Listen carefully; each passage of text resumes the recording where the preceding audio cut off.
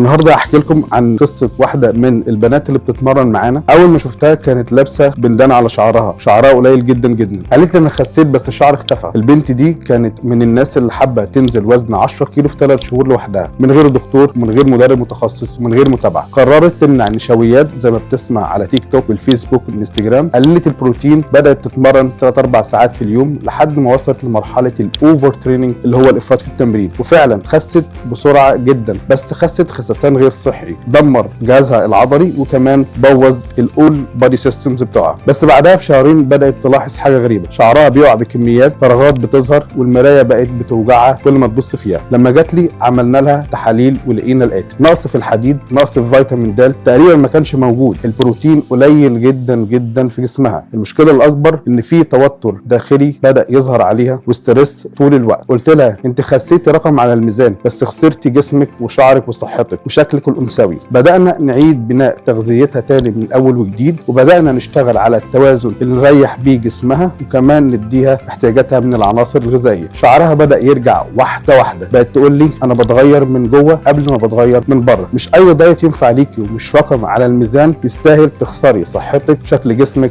وشعرك عشانه. احنا في باور اند سترينث احنا بنبنيكي مش بنهدك، بنتابعك خطوه بخطوه علشان تقدري توصلي للشكل اللي انت بتحلمي بيه وتعيشي حياه صحيه من غير توتر، من غير عشوائيه، من غير جهل، من غير معلومات مضلله، علشان تبقي دايما حتى وانت عندك 60 سنه تحس ان انت عندك 20 سنه. لو الفيديو ده اضاف لك معلومه جديده شيريه، يمكن غيرك يستفاد وتكوني سبب ان حد يغير حياته للاحسن.